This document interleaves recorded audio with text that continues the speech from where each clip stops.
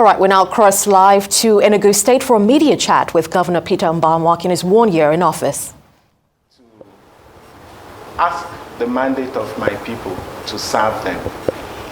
And which was why, if you look at when we set out to seek the mandate of our people, we had some catchphrases that sort of resonated with the people.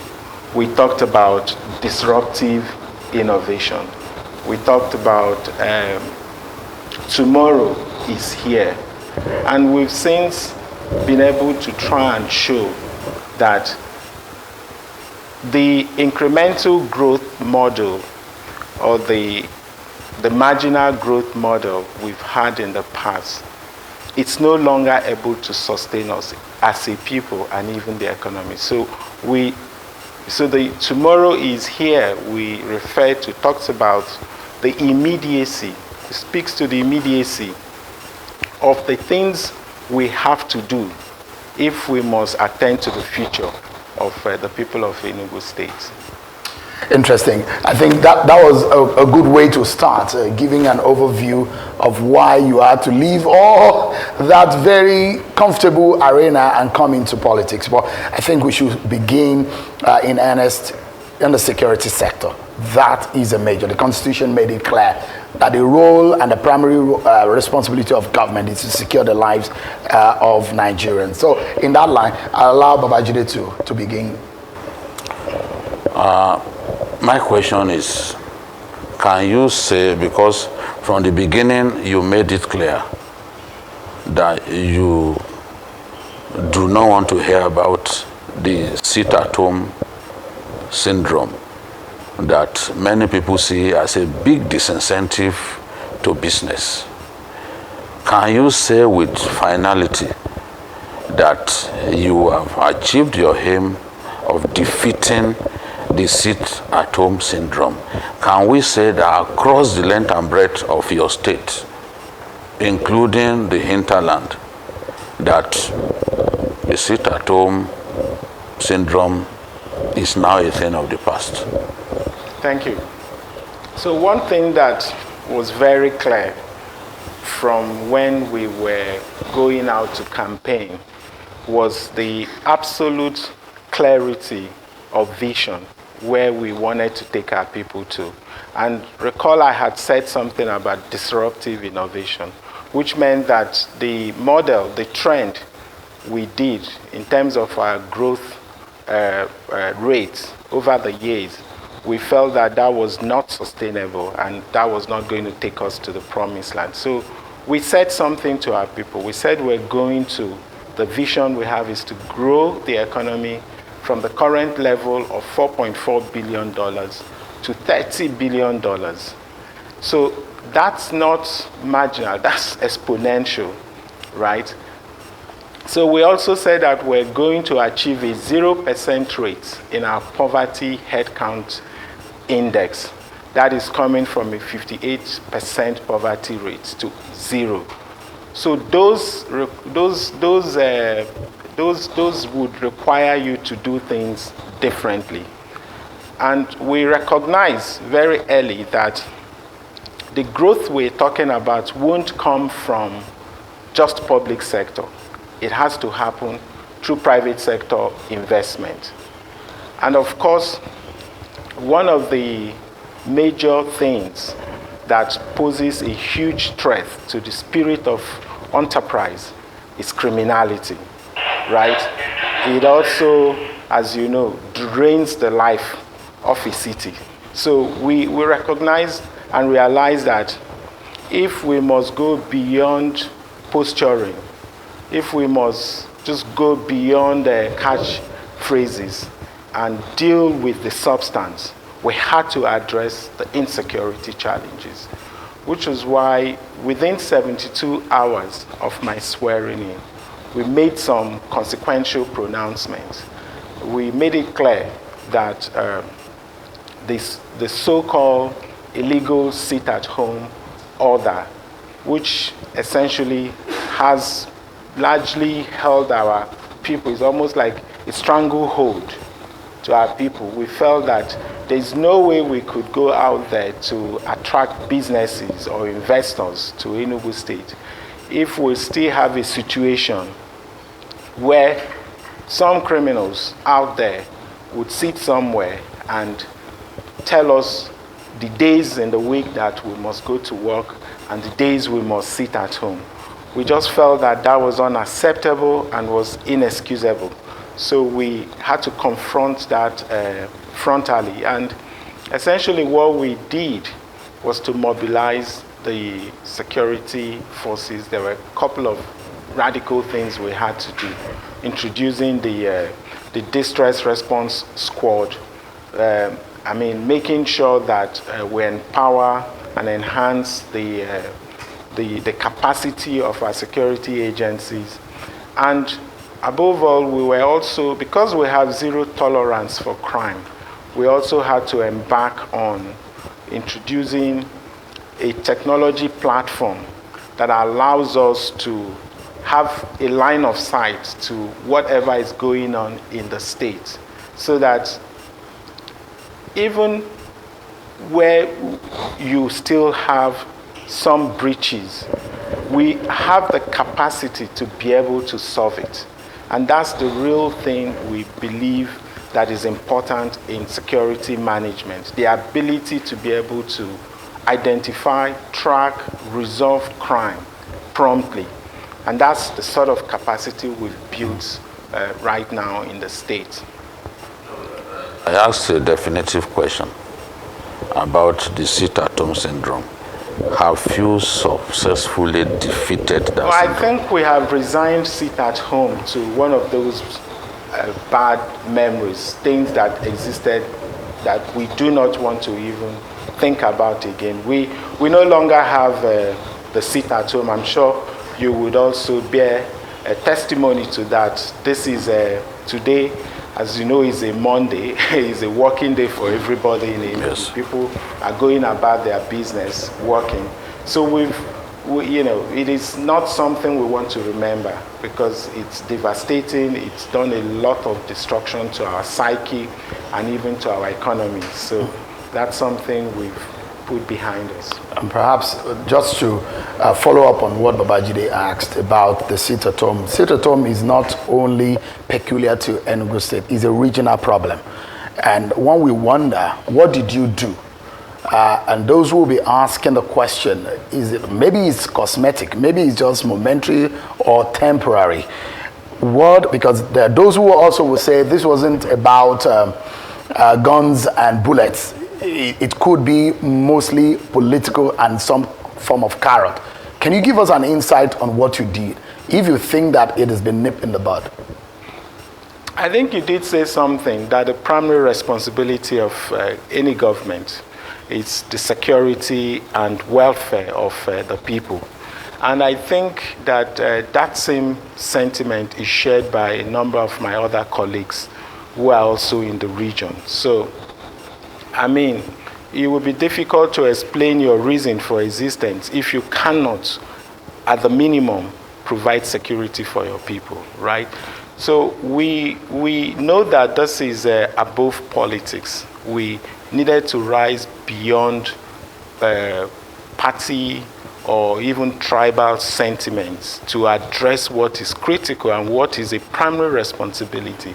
And I think that's what I could say that also happened in the region, where we had to come together as a people and tell ourselves the hard truth, that look, if we must really move or even go a step further and achieve what we have promised our people, there is no way we can just pay lip service to insecurity.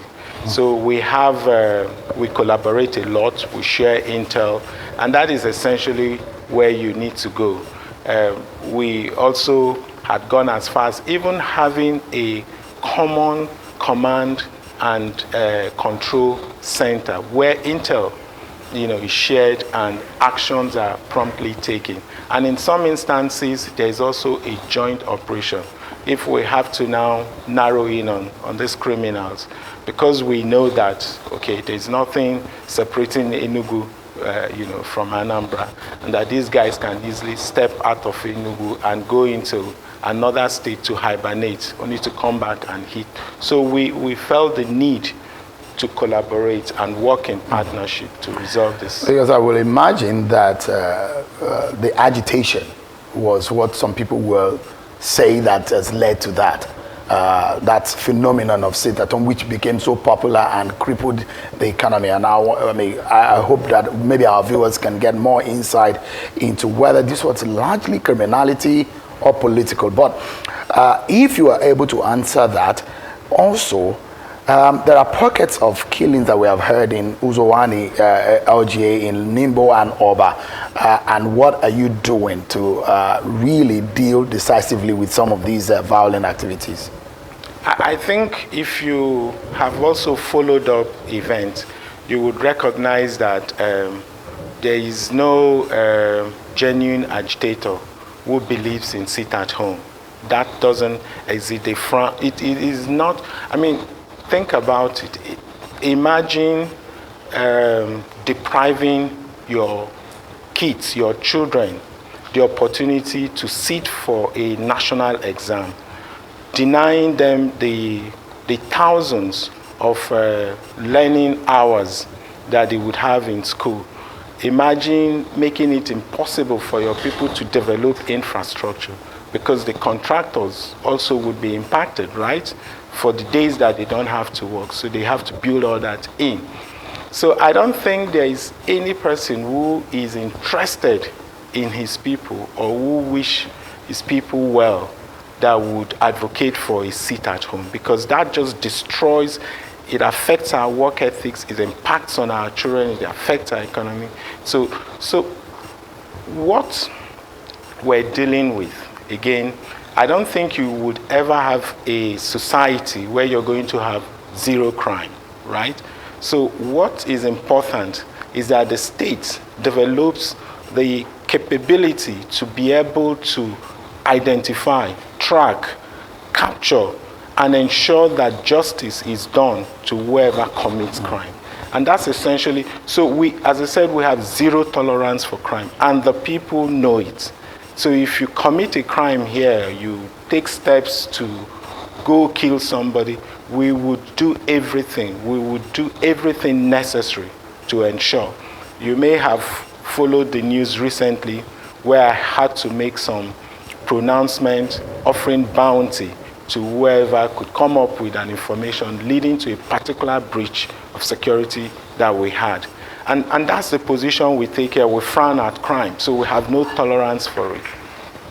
Atlee. All right. In line with your question concerning the pockets of killings in Isuzu and Uzowani, we've had people chased away from their farmlands, and some people have linked this insecurity to land, possibly thinking that these suspected headed want to assume ownership of these lands. So I'd like to know what your government is doing in the area of land management in the state and those killings, the specific answer to those killings going on in those local governments. So for the challenges, we know that there are some hot, or if you will, dark spots. And what we have done in the states, it's even a lot more fundamental to addressing these challenges. So if you look at the partnership we've just recently entered into with the Navy, we're now siting a Nigerian naval base in Uzowani, right? That construction is ongoing now. We have the first deployment of the Navy that is around there now. This is essentially to ensure that that tension is doused.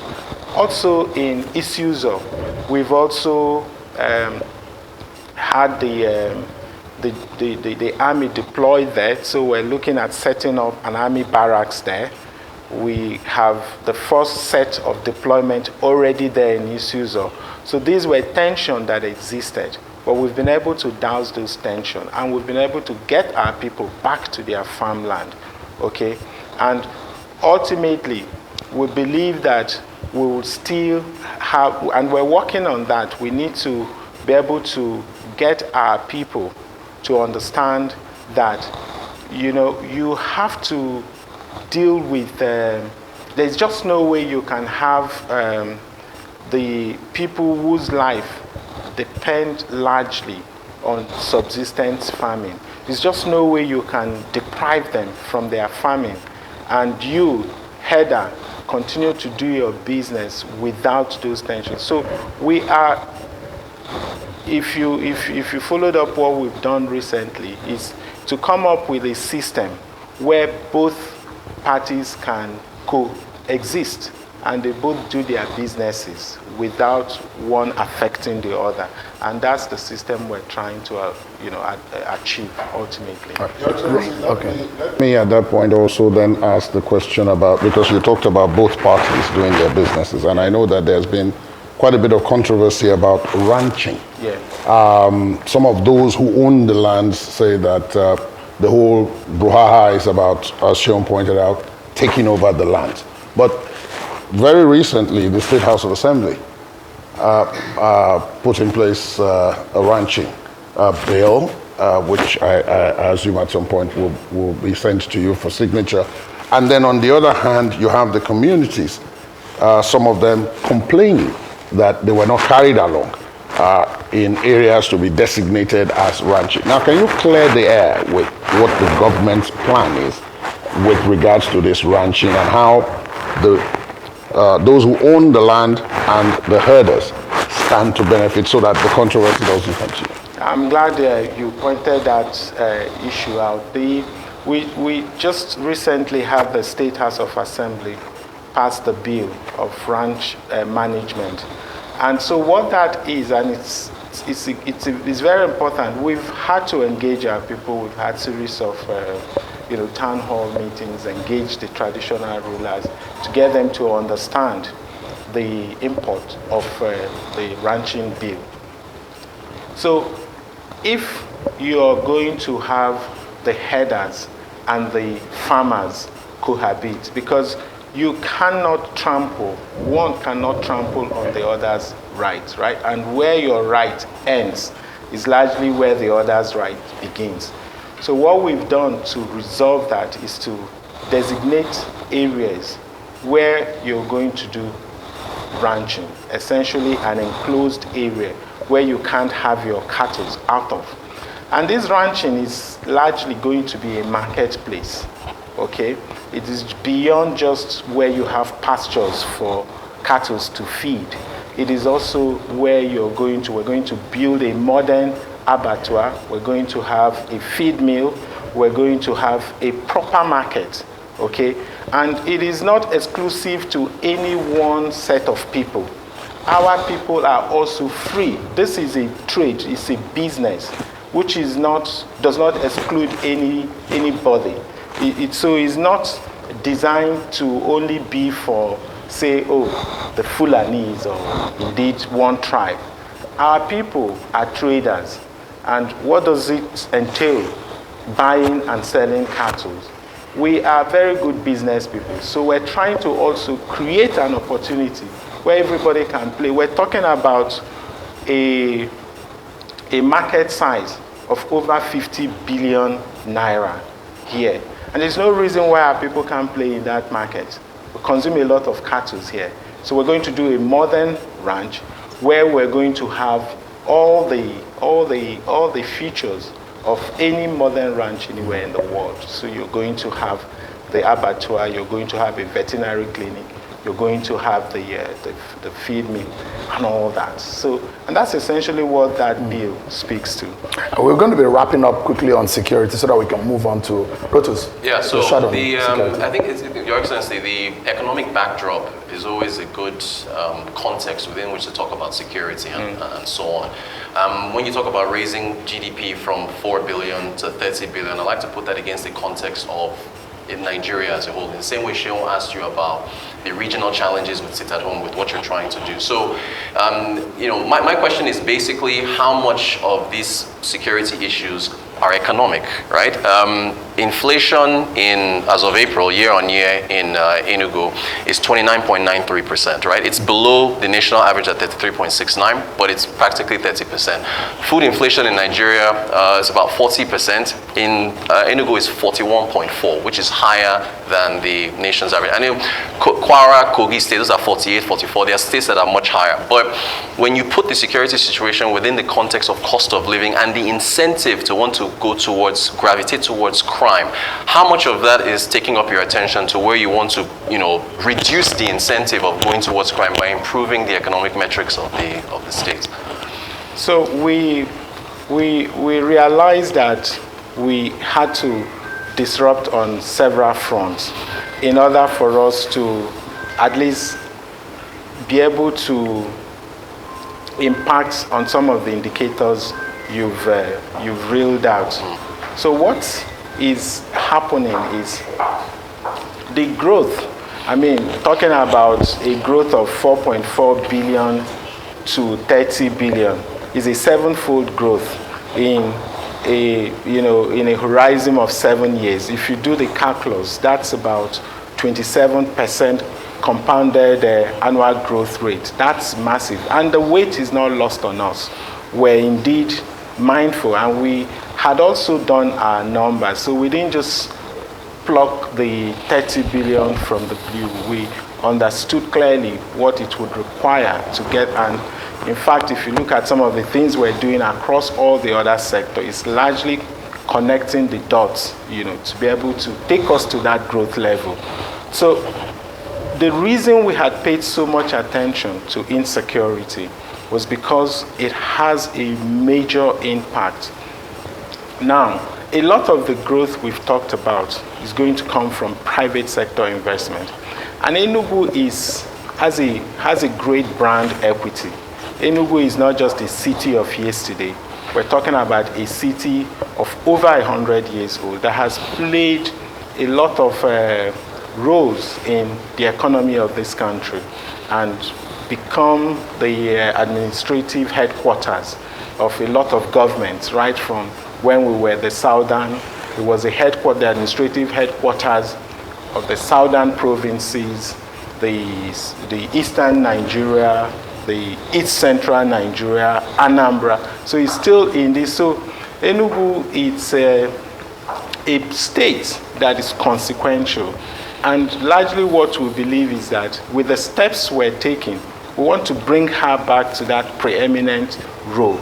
So deal with insecurity, attract businesses to come, but those growth, even though they may be driven by private sector, it has to be enabled by government. So what that means is that all the indicators, for the ease of doing business, and including the sub-indicators, building the infrastructure, making sure the environment is secure, and also basically making sure that you have rule of laws, the enforcement of contracts, the procurement of your permits and setting up your businesses, that all that is easy for you to do when you come to Enugu. Now, our hope, if you talk about food security, we see agriculture beyond food. We see a lot of growth coming from that sector, which is why the first thing we did when we came in was to say, look, we're not just dealing with agriculture as a ministry. We immediately changed the ministry from just being agriculture to agriculture and agro-industrialization, because we're also interested in value add. So we're going to scale up production.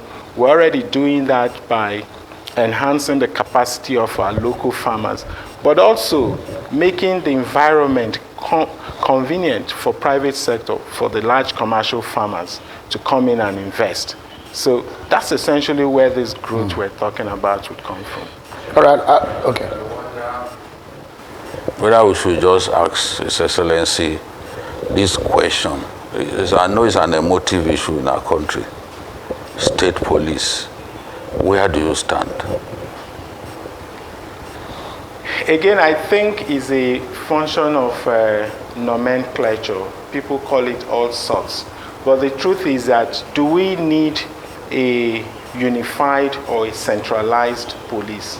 I think that's the question we should be asking ourselves. In my opinion, I think a centralized security system is the best. It is what is practiced in other climes, and it's been so effective. I mean, go to the United States. If you go to a county, if you're a stranger there, perhaps the first person that would confront you is the county cop there to ask who you are. So they get so close, they know who you are, they know you. So I think the issue of talking about state police, I think is a no-brainer. We should really be thinking of a decentralized police system. We can decide what nomenclature to ascribe to it, whether I want to call it state police. But we do need to have a decentralized security system. I want us to wrap up quickly on security and move on to water. But as a writer to what Babajide asked, and we've seen some very direct and deliberate action in the direction of what you have. You move quickly on banning and ending sit at home. You rolled out a pilot scheme on the distress response squad. You also set up a command and control center for effective surveillance of the state, bringing technology. You also push for the establishment of a naval base in the coastal area of Oguruguru in Uzo Wane LGA. You also went ahead to push for the siting of army barracks in Isuuzo in the northern border of Enugu State. And you have also set up the Enugu State Security Trust Fund, which was actually captured in the law as of 2020, but wasn't really activated. How far do you want to go in ensuring that, well, you don't want to call it state police, but the decentralized police system? How far do you want to go with it? Because we've seen some state government literally replicating their own state police structure, their own security apparatus, and some other empowering traditional rulers within their state and local government and local council to also have their own sector of some kind of policing. How far do you want to go in ensuring that the police system is decentralized? So we've not been left out even in those community settings of policing.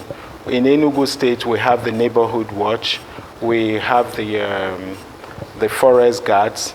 Okay, so we have also, as you may have also followed recently, I was in Austria, in Vienna, where we signed a memorandum of understanding with the Austrian government to set up a K9 unit here in Enugu. And, and so we're working on that essentially all this is all designed to deal with, the security. So how far are we willing to go? So all these institutions we have here, whether it's the neighborhood watch, which is quite structured, or the forest guard, the real thing that is required in order to get these various bodies to be efficient is the extent of capacity and empowerment you give them. And that is the discussion I'd like us to have, to say, look, should we really empower these local institutions that we already have the framework, and to ensure that they can bite? So it's not just backing, but that you've allowed them to be able to deal with these challenges without really waiting for orders or instructions to come from Abuja. That's the key question we really need to. So in some way you feel a bit handicapped, because some governors have complained that they are just, they are not really, they are not chief security officer like they call them, because they are really handicapped. Do you feel like that sometimes when you need a swift action on insecurity in Enugu State? So we've had a very good working relationship with perhaps the law enforcement agencies here. And that's why we're already thinking that even in terms of the cost outlay of managing, the decentralized security system, we've already started absorbing a lot of those costs, because we step in instead of just being on the fringes or just wait for something. We get interested in working with the central system the Central Police to understand how we can, help to also empower or enhance their capability to fight crime. Because ultimately, that is what we have taken an oath to preserve, the security and welfare of our people. So it's not something we would be passive about or to sit back and feel helpless about.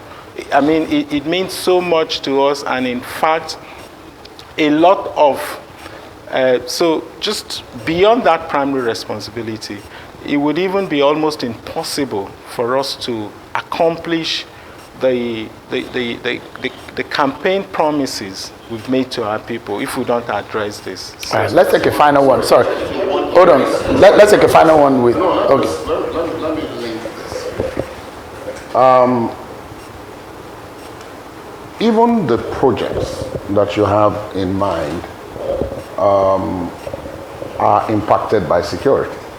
And I know that Shehu mentioned the issue of water.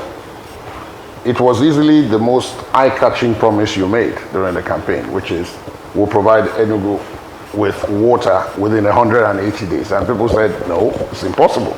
You can't do it. Now you did. But then, a lot of those infrastructure have been vandalized by some of the criminal elements within that you referred to earlier on in the interview. And I wonder, the nexus between security, which Rotus talked about, economy, Shehu mentioned the fact about state police and so on, and then the battle you are having with control here, essentially with forces that don't report to you, but who are supposed to manage this crisis. I'm wondering how you are dealing with that nexus, because that is something that is impacting directly on your ability, seemingly, to fulfill the promise you have made to the people, and who don't want to hear, oh, well, actually, this is the problem here, and, I'm handicapped, and so on. How are you dealing with that? Again, talking about infrastructure and the challenges we have with vandalism, stealing, and the rest of it. Yet we gave ourselves a time frame of 180 days to be able to deal with the water challenges too, which again is so this is a problem that we've had to endure over the decades. We didn't just say 180 days because we felt that it was a low-hanging fruit that can easily be notched.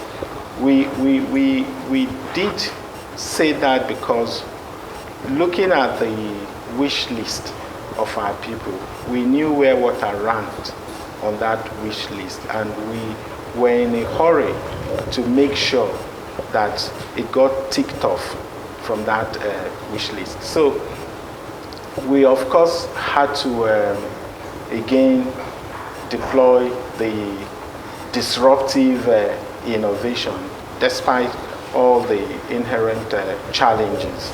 So with water, what you would notice is that we've accomplished quite a lot. In fact, for context, let's imagine before we came, and one of my most depressing moments during the campaign was, sight of seeing children carrying buckets and cans in a queue, buying water from tankers, okay? So we just didn't think that that was acceptable, in society like ours. So we had to move, of course, the production volume.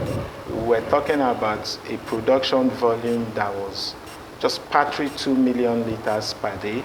We had to move that from that paltry number of 2 million to 120 million liters. So in terms of water supply, we have more than enough water to supply to the people of Enugu. And however, we're still having to deal with the challenges you just mentioned, where we're trying to make sure it gets to the last mile, making sure that every home turns on their tap and they have water running. And that's where the challenge is, because beyond just dealing with the fact that they vandalize these pipes as you're installing them and they steal them, you're also dealing with replacing old asbestos pipe that are now, they are brittle and corroded, so they cannot stand the water pressure. So we've now had to, open the ground to replace those old asbestos pipe, and also make sure that even where we have buildings affecting the reticulation line, we're not dealing with that, we're redirecting them. Because the option we have is to say, we'll start pulling down houses. But again, our job is to make life easy for our people. So where we can avoid doing so, we, by all means, will redirect the pipe and make sure. So, and that's what we're dealing with now. And we're, of course, hoping that we're going to continue to work with the security agencies to ensure that they protect these public utilities and these public assets. All right. Let's exit security now. Rotus has one question on security. I guess your feedback channels with the people. I guess what are you hearing? Because it's the people of Enugu that will tell your story. Just really quickly, Rise News were in Kigali 9 days ago for the Africa CEO Forum, and you can walk around there 2-3 a.m. in the morning and feel safe. And the indigents, I vacationed there in late 2022 before even going there for work, and so the indigents will tell you that Kigali is a safe city. You've got police station. What kind of feedback are you getting over the past year from the people on the changes that you've made to security and so on?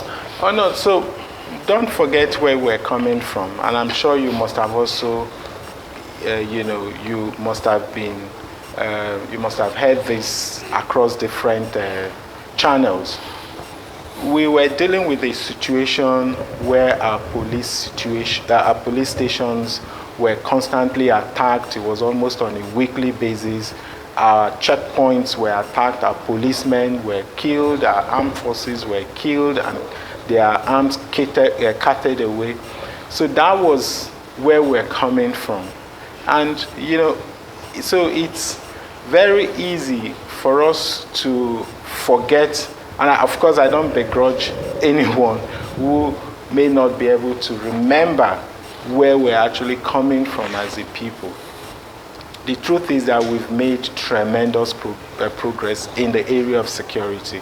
We believe that whatever minor breaches we have, we're able to contain them and we address. And so the feedback has been great, not particularly from the people of the state, because again, one of the things we did very earlier on, few hours after my swearing in, you recall that I immediately came and signed an executive order 1, which is the Citizens Charter. That Citizen Charter mandates me to engage the citizens of the state, to give my scorecard every 3 months. So we have a town hall meeting where we basically tell the people of the state what we have done, how much more of their money we've received, what we have used the money for, and all that. So the feedback has been great. All right, let's exit. Interestingly, Ladi drove you through security to water route. But water is very interesting. I mean, it's perhaps not a conversation that you have in governance in Nigeria, because it never gets that kind of attention. A lot of, if you look at the deficit that Nigeria, most states of the Confederation, people have in water is very, very abysmal. And when we wonder what government is doing, for 2 decades, the people of Enugu State they've suffered over the issue of water. But I'll allow Natalie to hit us with questions on the issue of water. All right, so I'd like to take it up from where you left. The question I've always had at the back of my mind is, why was it so difficult for previous administrations to actually secure water in Enugu State? You were able to at least secure the generation and certain level of distribution in 180 days. What was so difficult to achieve, Your Excellency? You can clear us on that. Well, I guess the key thing, what we did was, first of all, we had to dimension the problems. We had to have also, so if you were to craft a strategy, you need to be able to do some trend analysis. You have to have baseline data and understand the way things have evolved over the years. And so we did all that. So it was clear to us where the pressure points were, where what we needed to address. We looked at the upstream, the midstream, and of course the downstream. So we identified all that. So when we committed to 180 days time frame, we also knew what the long lead items were. We knew those things that if we didn't begin to front load, it was going to impact that time frame. So we set immediately forth at dawn. We had to start pre-ordering. We had to start, so it's a fast track model. So it's almost like if you're going to think about innovation, you could think about innovation as doing something routinely, but just becoming better at it, growing marginally. Or you could think of innovation as doing something radical or disruptively. Okay, so just changing things from the way they had been done before. And that was the model we adopted. We felt that we couldn't do an incremental model. So if we were going to do an incremental model, it would be growing from 2 million liters to maybe 5 million. We needed the total daily consumption for Enugu Metropolis was 80 million liters daily. So we needed to at least grow to that point and even build buffer, which was what we did. So it was basically, as I said, dimensioning the problem, thinking through it, knowing how to fast track, and also, most importantly, assembling the right team, making sure you have the right people who would execute. Because with the best idea, with the clarity of thoughts and with the right direction, if you don't have the team that will lead that process, you're still going to be stuck. So. Yeah. So, I mean, maybe a follow-up. Yes. One of the problems that you have mentioned, you said about 200 houses have been built on water lines in Enugu State, and you feared the issue of demolition.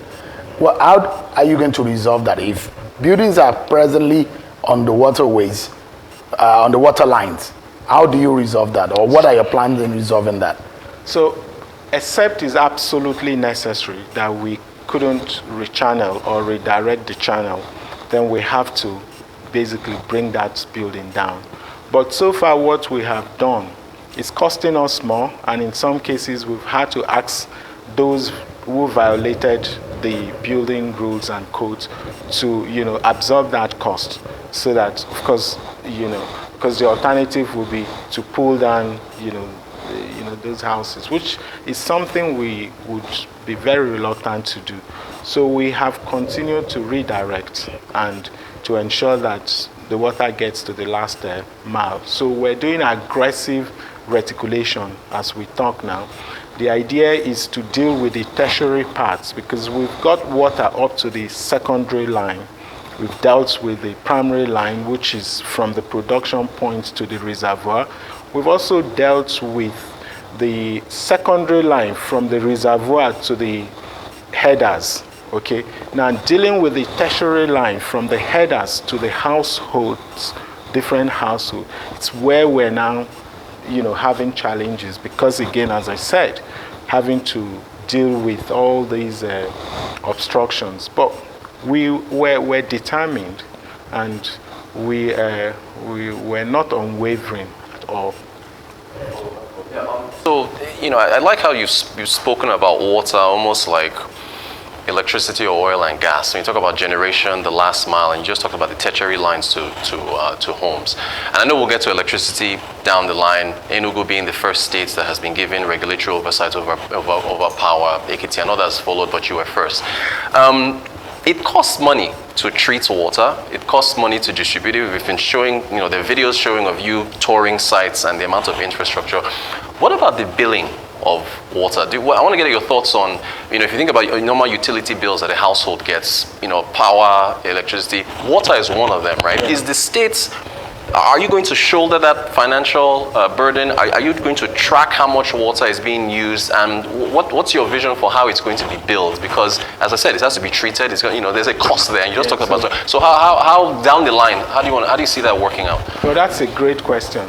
The truth is that we're going to ensure that we continue to produce water, and we continue to produce more than enough that our people require.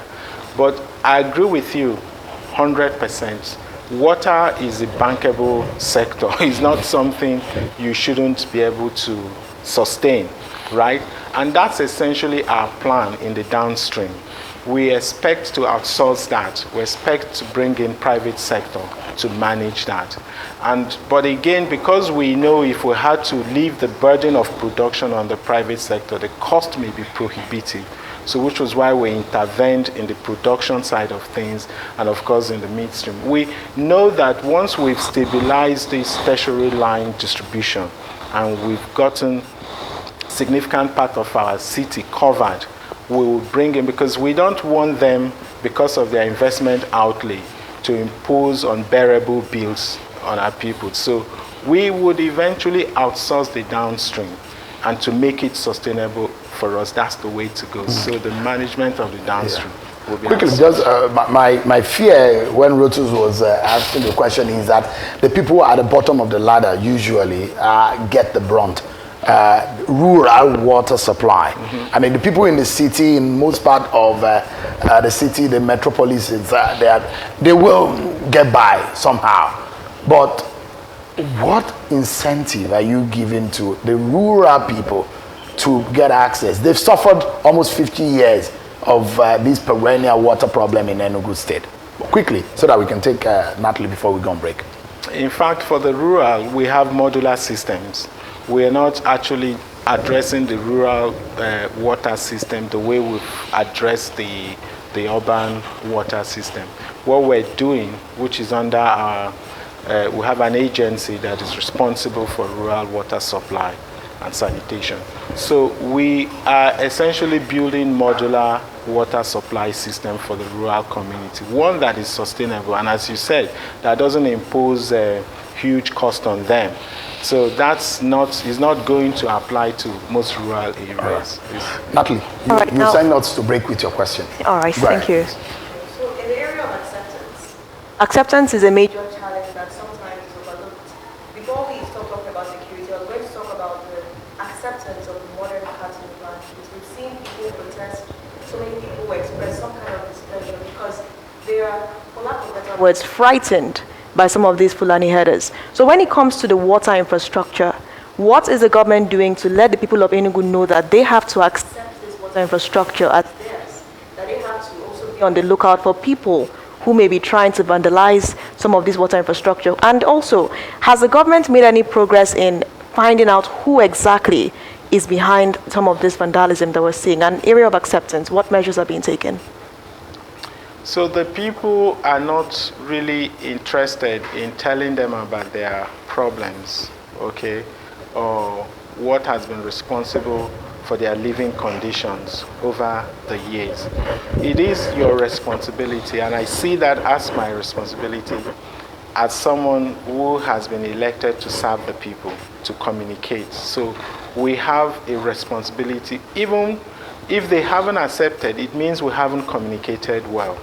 So we still need we have some work to do on our part to continue to engage. It's just like the ranch, management thing you've talked about. We also recognize that we still need more communication. We need to get the buy-in of the people. After all, democracy is a collective work. You can't go it alone. You have to carry the people along.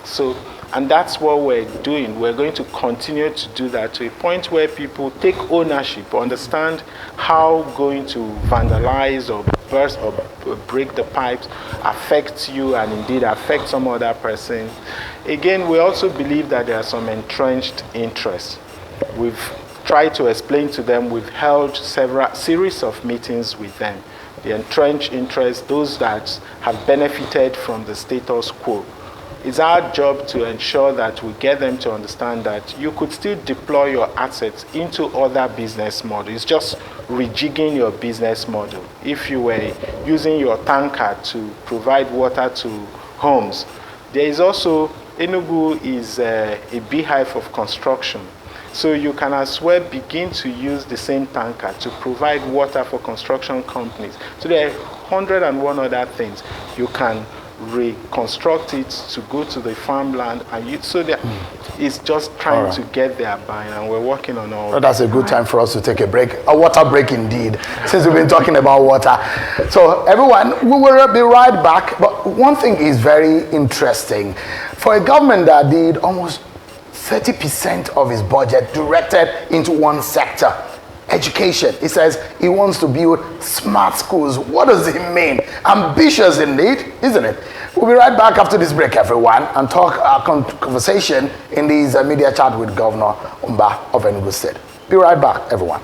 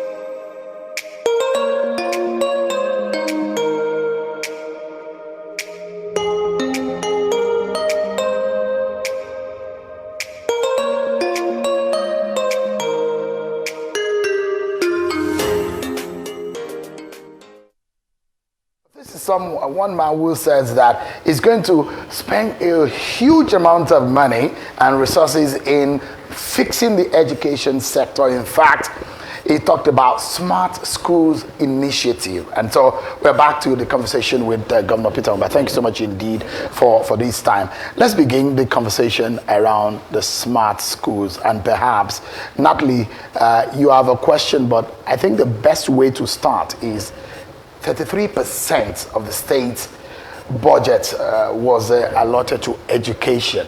What made you think that education? Because I've heard a lot of very brilliant people who led in WAEC and all whatever you jump from Enugu State.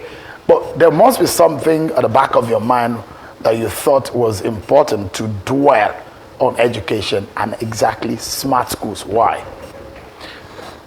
Sean, thank you very much for that question. So you already know that we actually do not have any other option. The lay of the land in the world of knowledge is shifting rapidly, and it's actually rendering our young people's knowledge, what supposedly we call their knowledge today, obsolete. Okay? So what that simply means is that if we did nothing, right, it means that our children would be completely left behind while the rest of the world continues to make giant strides across all sectors of mankind. So this became largely responsible for the resolve we made in the education sector. We recognize that whereas you could talk about a country being wealthy by virtue of its resources in terms of material and minerals and all that, we think that the true wealth lies in the human resources of any nation. And that's why we had no apologies at all. If it was possible to spend everything we had, we would dedicate it to education. We recognize also that the world is really not talking about a child of school age who is not in school. The world has since moved away from that, because don't forget, under the Millennium Development Goals, that was when the idea of no child of school age should be out of school. That was the goal the world set then. By 2015, they were done. A number of countries had moved on. So if you look at the Sustainable Development Goals, you see it speaks to there shouldn't be any child who should not have access to quality early child learning. Okay? So it's no longer emphasis on a child of school age not in school. It is about the quality of access of learning that child has. And that's essentially what we felt should be our target in Enugu State, where we take a deliberate step to ensure that we guarantee quality access to early child learning. So whereas the UNESCO recommended budget, you know, if you talk about your global budget to education, it should be anywhere between 15 and 20%, right? In Enugu, we felt that we're way behind. We need to do a whole lot more than that. Maybe prescribing that for even people who have laid their foundation. We felt that we needed to leapfrog, and we cannot afford, based on where we are, to catch up. That strategy would never have been able to work for us. So we felt that we needed to leapfrog. And then that was why we took the radical step in education, where we are doing today 260 smart green schools across all the electoral wards. And the idea is that every child of Enugu State, every child living in Enugu State at age 3 irrespective of where they are, in the rural area, urban area, must have access to go through that pipeline of learning. So what the smart green school features, first of all, it has classes that begins at nursery. So you have the nursery, you have the pre-primary 1, the pre-primary 2. So again, we pick the index child at age 3 and put them through that pipeline of learning that allows us, first of all, to ensure that they are imbued with the right civic habits. We train them, make them understand that you can't just litter. If you go to the bathroom, you have to clean after use. Those little things we take for granted, we start getting them to learn those things. We imbue them with the skill set that they require for the workplace of tomorrow. We get them to go through that experiential learning. So we're not just teaching them how to memorize things. We're getting them to apply those things they are learning, to practicalize them, to feel it, to touch it. So that experience starts at age 3.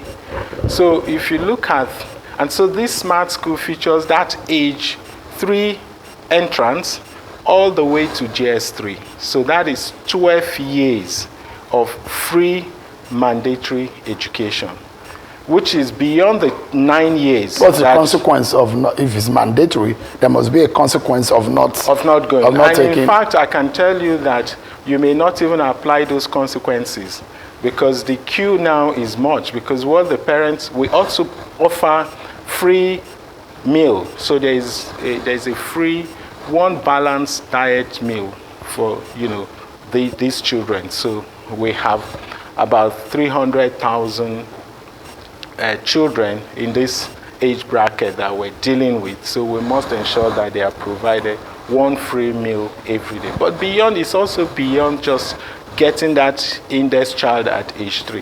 What it also does, even in the medical side of things, is that it also allows us to profile, to do the health profile of that child, to look at whether that child is growing at the right age, at the right rate. We also look at whether the child is wasting, whether the weight of the child is proper, and to ensure that, so we get all data that allows us to probe into whether the child had received all the prophylaxis, the vaccinations that they need to, because we're dealing with rural women, people who may not even appreciate the importance of making sure that these kids take their vaccines at the relevant age. So it's quite exhaustive. But interesting, what you must also notice, once they get to primary 1, they set into that journey of their elementary school. We now get them to be exposed to things like robotics, artificial intelligence, CGI. So every smart school would feature a CGI studio where you talk about the computer-generated images, the virtual reality, the augmented reality. So you have a lab, 2 science labs, you have an ICT library, so it's but profound. I'm seeing some of these things, but yes.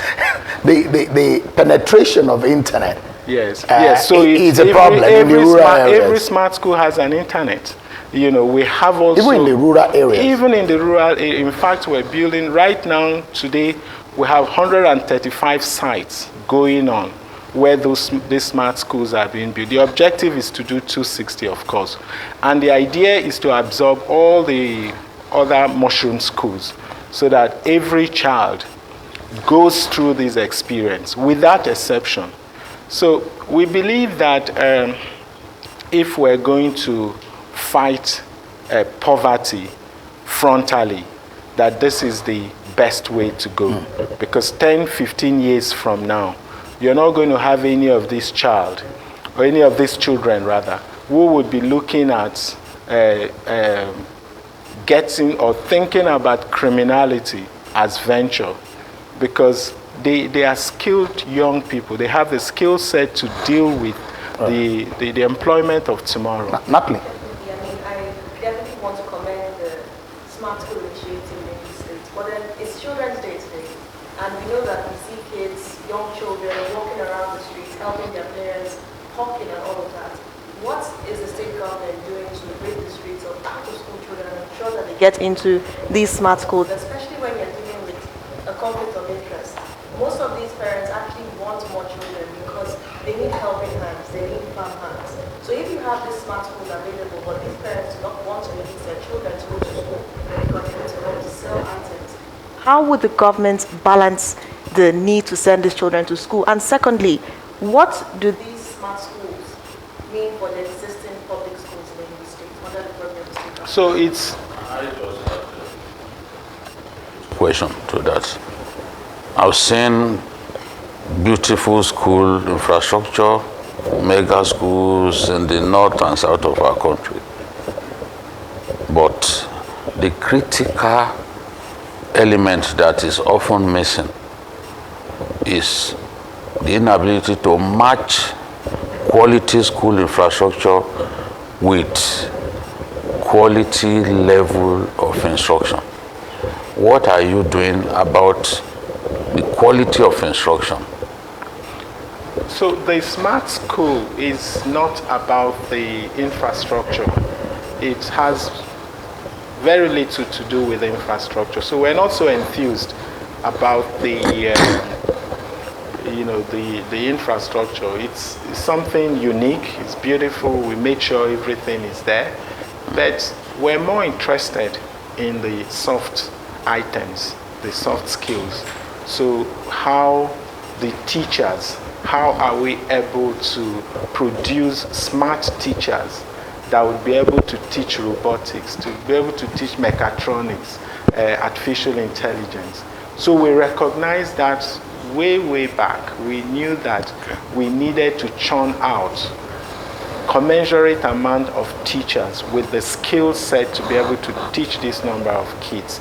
And we started dealing with that very earlier on. So we have, even as we talk now, we're building a center for experiential learning and innovation, which is largely where you're expecting these teachers to pass through. But in the last 6 months, we've aggressively been training our teachers. We've been teaching them, those that were getting ready. Don't forget that our time frame to get everybody in the state to get into this system, and that is also speaking to the question you asked, Natalie. It's, how do you get every child? How do you encourage parents?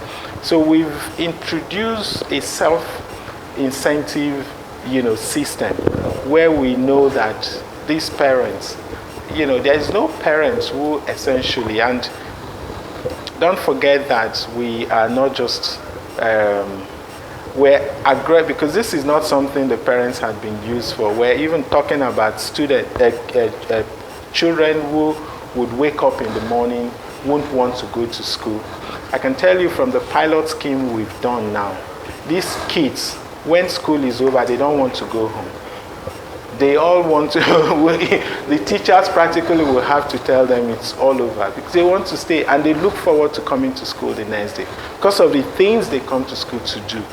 It's exciting for them, it's engaging, they keep improving. So we expect that these kids obviously will become the torch bearers. They would challenge their parents. You don't have to litter this on the floor.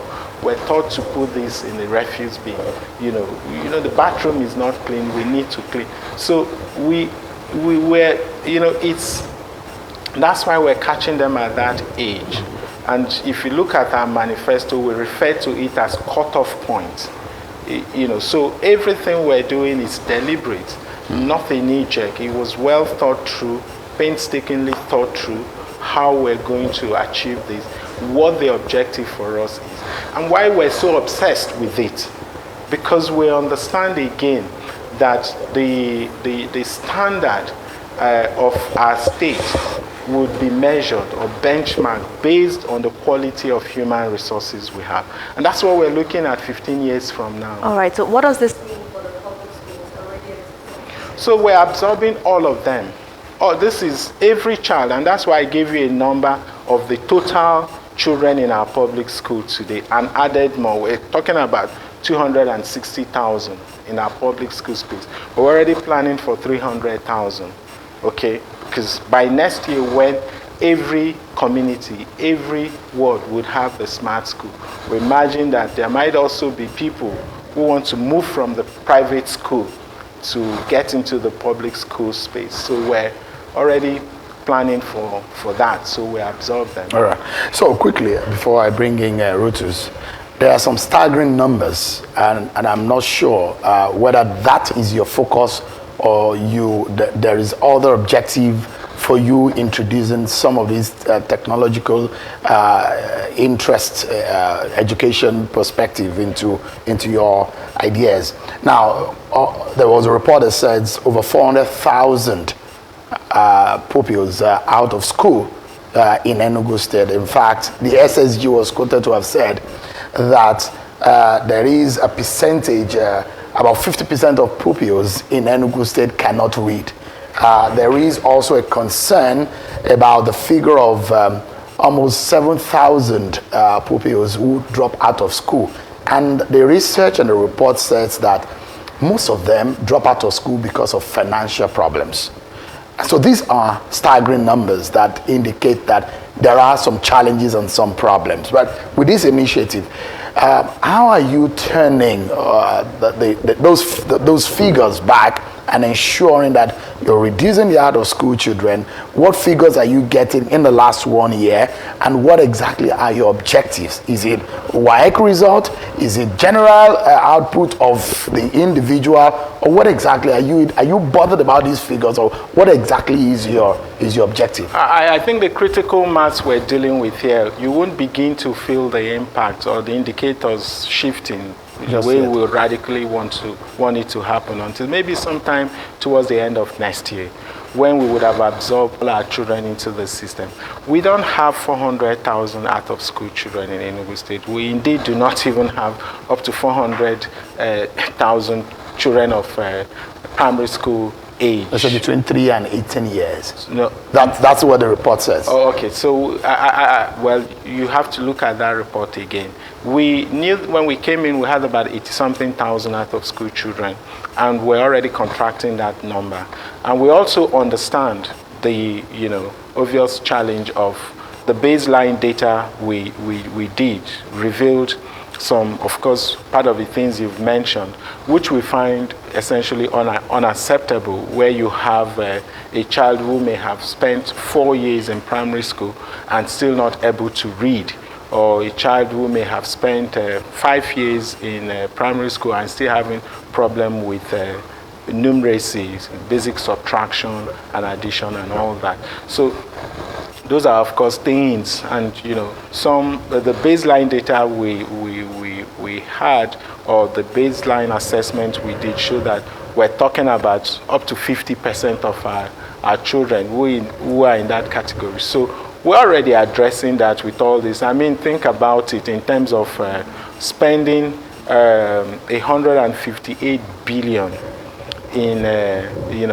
your education sector, just dedicating 33%. What that simply means is that out of every 100 naira we spend, 33 naira goes to education.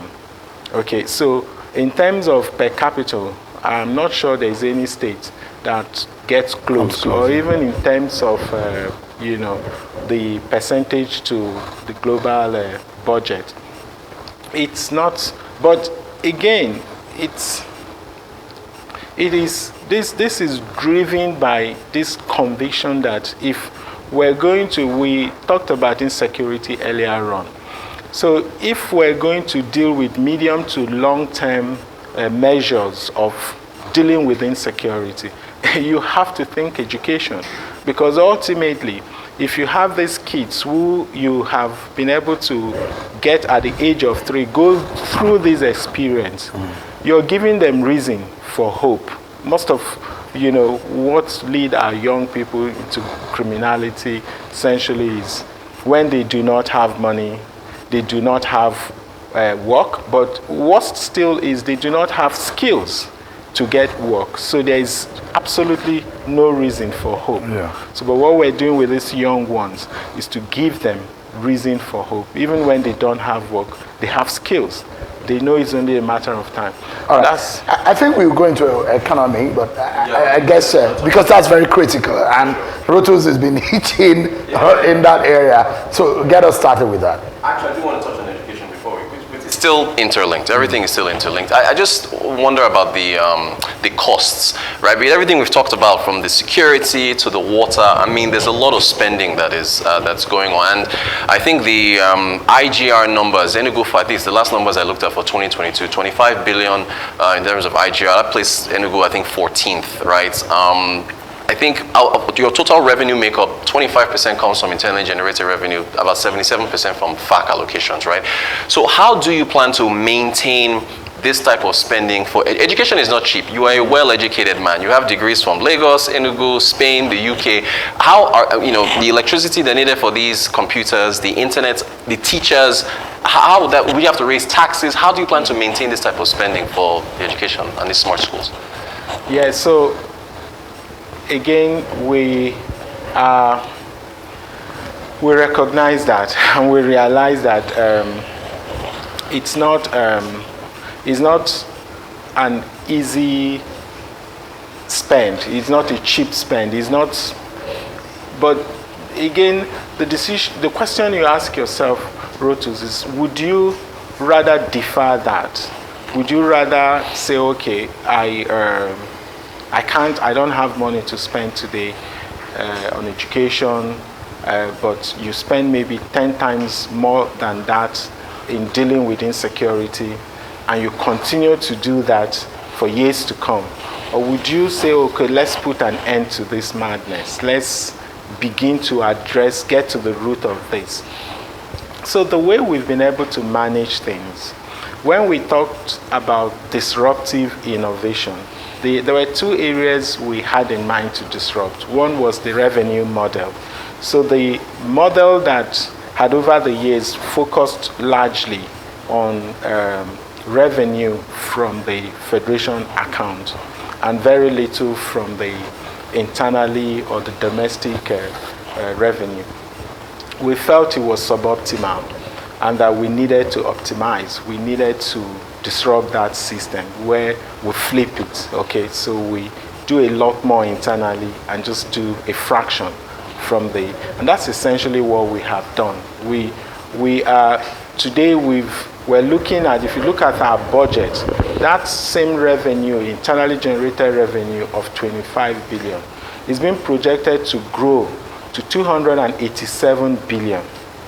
So, and we're on target to accomplishing that just by mobilizing the domestic revenue, looking inward and also looking at our dormant assets, converting them into productive assets, clocking all the leakages and to ensure that government revenue is accurately captured and that we also spend it in the interest of the people.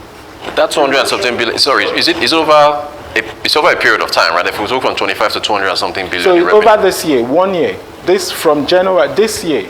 To go from 25 to 2. Yeah, so we're looking at actually being the number 4 in the country from that 14th position. So outside Lagos, Rivers, and Ogun, we should be the next because we're quite on target to achieving that, and that's growing across all the sectors. That is pretty ambitious. So if you look at the different sectors, we've grown exponentially from the 140 million naira we had in the transport sector, for example. This year, we're poised to grow that revenue to over 13 billion. Okay, and the same sort of growth rate is mimicked almost across all the sectors. When Rotus was talking about, do you intend to raise taxes and so on, how do you pay for this? It brings to mind the issue of taxation. I mean, if you go and read some of the reports, there are people who are always complaining about, we are being taxed heavily and so on. And when you take that and you combine it with the redesign of Enugu City, I was talking a bit earlier to my colleagues about the terminals that are going to come up in Enugu here, in Garki, and then of course in Nsukka. And there's been a lot of buzz about that. Relocation costs for those who are currently there and making way. And there are a lot of complaints as well, Your Excellency, about that. And I'm wondering if you can clear the air about this. Because there are those who said, look, it's government that we've been paying to for where we occupy. Now they say we are illegal occupants, we need to move. There are others who say, well, we're due compensation, we've not been compensated, and so on. Now, what exactly is the situation? And can you link that to the urban development plan? Why that area? Because there are also those who have raised the question that that area is jam-packed. That why didn't the state government pick somewhere which is less congested and would require less people to move? There's in fact a 50 billion naira lawsuit that has been instituted against your government over this market demolition that Ladi was talking about. So if you can clarify. So in terms of the tax, whether we have increased the tax rates and all that, we haven't increased the tax rate. What we have essentially done is to widen our tax nets. Okay, we've brought in people who were before now into that tax net. We brought them into the tax net. We've tried to deploy technology to optimize our revenue in the different sectors. So we ensure that rather than accept payment in cash, you have e-payment platforms, digital platforms where you can make payment to government, and those revenues are captured accurately. And so the leakages that were inherent in the manual system, we eliminated. So in terms of the transport infrastructural project that we're doing, you and I, Ladi, know very well that across the world, if you look at the city livability index, without a functional transport system, a seamless transport system, the city livability index drops to the barest minimum, okay? And the truth is that we talked about connecting the dots. The Enugu that we're basically habiting here today was designed in the 50s, okay, when we had barely 62,000 people who live here in the city. Today, Enugu has grown to close to 4 million people living in. So it's grown from that. And you are watching Newsday from Enugu